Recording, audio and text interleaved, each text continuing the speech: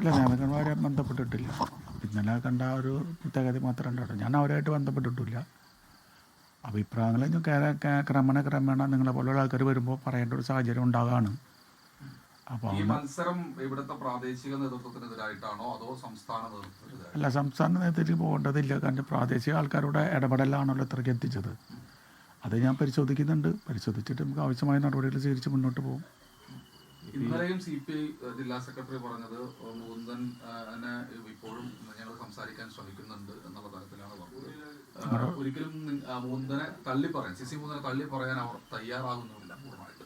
അല്ല, അങ്ങനെ ഒരു പറയേണ്ട ഒരു അവസ്ഥ നമ്മളിൽ നിന്നുണ്ടായിട്ടില്ല.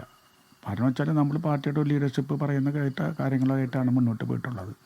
ഒരു പ്രത്യേക സാഹചര്യത്തിൽ ഇന്നലെ പറഞ്ഞൊരു കാര്യം, ഒരു പുതിയ ലിസ്റ്റ് തീരുമാനപ്രകാരം പാർട്ടിയുടെ ലിസ്റ്റ് വന്നപ്പോൾ MLA ലിസ്റ്റ് വന്നപ്പോൾ എനിക്കൊരു പ്രതിഷേധമുണ്ടായി.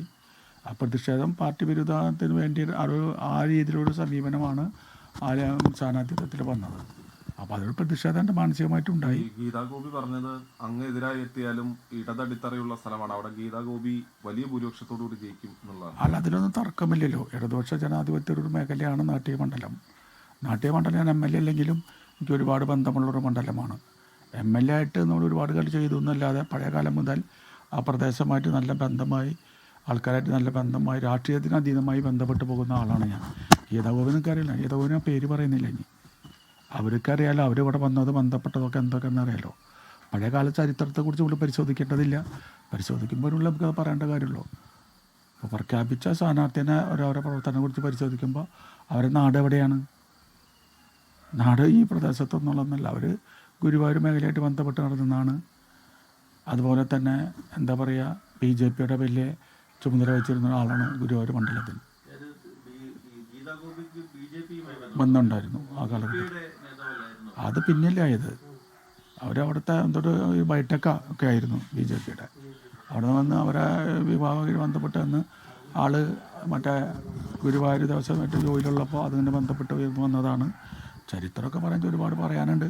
അവരെന്താ പറയട്ടെ, ആളിപ്പോൾ ഉണ്ടായില്ലോ. ഇപ്പോൾ കഴിഞ്ഞ ദിവസം പത്രത്തിൽ അവരെന്നെ ഇട്ടില്ലേ എന്നെ BJP വിളിച്ചു എന്നുള്ളത്. അപ്പോൾ BJP വിളിച്ചു എന്ന് പറയുമ്പോൾ അവരങ്ങനെ ഒരു ബന്ധമില്ലാണ്ട് BJP വിളിക്കില്ലല്ലോ. അത് പിന്നെ എനിക്കതിൽ സംശയമില്ല, അങ്ങനെ ഒരു സമയം ഉണ്ടോ ഇല്ലേ എന്നുള്ളത്.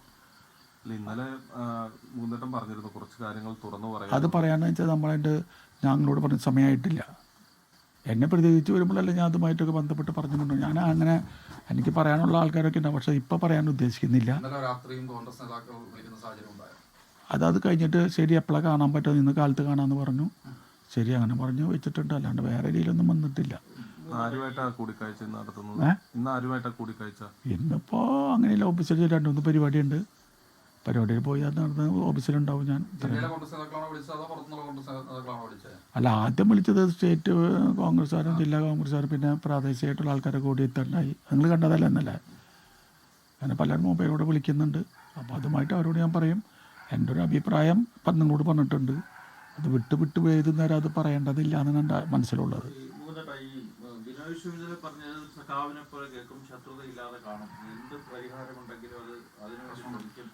അല്ല, ഇപ്പം ബിനോയ് വിശ്വം എൻ്റെ അടുത്ത് ഈ പറഞ്ഞ എൻ്റെ PA ആയിട്ടുണ്ടായിരുന്ന ഒരു വിഷയം ഉണ്ടായി. അതുപോലെ തന്നെ പോലീസായിട്ടൊരു വിഷയം ഉണ്ടായി. ആ വിഷയവുമായി ബന്ധപ്പെടുത്തിക്കൊണ്ട് അത് പ്രശ്നം പരിഹരിക്കാനോട് പറഞ്ഞു. അത് പറഞ്ഞതിൻ്റെ അടിസ്ഥാനത്തിൽ ഞാൻ അദ്ദേഹത്തിനോട് പറഞ്ഞു ഞാനത് പരിഹരിക്കുമ്പോൾ ഉണ്ടാകുന്ന പ്രത്യേകത, ഞാനൊരു അപകടത്തിൽ പോകാൻ പാടില്ല.